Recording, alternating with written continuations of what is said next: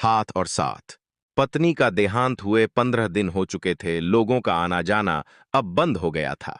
वह अकेला बैठा पुरानी यादों में खोया था कि अचानक उसे पत्नी का लिखा पत्र मिला। पत्र में लिखा था, प्रिय पतिदेव, मुझे पता चल चुका है कि मुझे कैंसर है, वो भी अंतिम स्टेज में चल रहा है।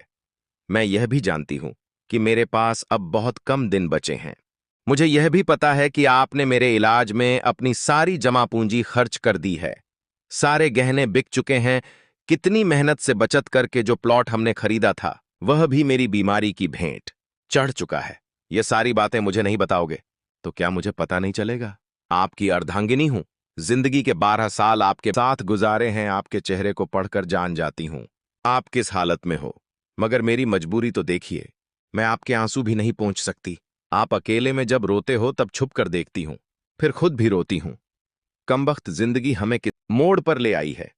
एक दूसरे का दर्द भी नहीं बांट सकते, आंसू भी नहीं पहुंच सकते। आप समझते हैं आपको रोते देखकर मैं कमजोर पड़ जाऊंगी। इधर मैं नहीं चाहती आप कमजोर पड़े। कितनी बेगानी हो गई हूं ना मैं। आपकी उदासी का कारण भी नहीं पूछ सकती। आजकल सब जान पहचान वाले मिलने आ रहे हैं। शायद अब मैं 1-2 दिन की मेहमान हूं।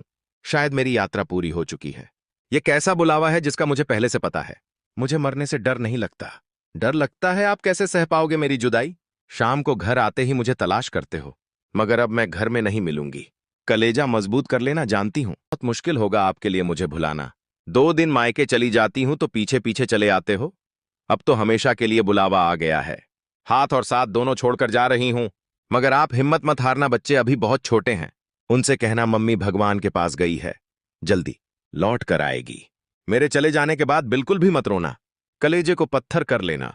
आप मुझसे कहा करते थे ना कि मैं बहुत डरपोक हूं, बात बात पर रो पड़ती हूं। अब देखो ना आपकी पत्नी कितनी मजबूत हो गई है। दुनिया से विदा होने वाली है। विदा होने वाली है। रात दिन दर्द को लेकर जी रही है, मगर एक बार भी नहीं रोई।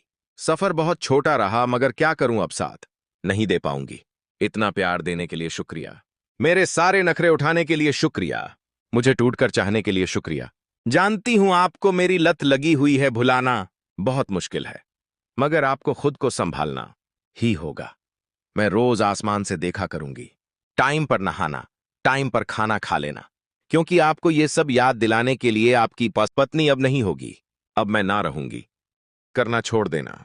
जब तक मैं थी आप घर की हर चिंताओं से मुक्त थे। दोनों बच्चों की तरह आपका भी ख्याल रखना पड़ता था, मगर अब आप बच्चा बनना छोड़ देना। अब रूठना छोड़ देना, क्योंकि आपको मनाने के लिए अब आपकी पत्नी नहीं रहेगी। अब टूटना भी छोड़ देना, क्योंकि आपकी हिम्मत बंधाने के लिए आपकी पत्नी नहीं होगी। अय जिंदगी, तेरे सफर में इतने गम क्यों हैं? जो जीना ही नहीं चाहते उनकी तू बहुत लंबी है, मगर जो जीना चाहते हैं उनकी सांसें इतनी कम क्यों हैं? अय जिंदगी, अब और नहीं लिखा जाता। में दम बिल्कुल भी नहीं है, फिर भी लिख रही हूं। आप 2 दिन से सोए नहीं थे, इसलिए आज गहरी नींद में सो रहे हो। मुझे लिखने का वक्त मिल गया, मगर अब मैं लिखना बंद करके आपको थोड़ा सा निहारना चाहती हूं। पता नहीं सुबह उठूं या ना उठूं। आज आखिरी बार आपके हाथों का तकिया बनाकर सोना चाहती हूं।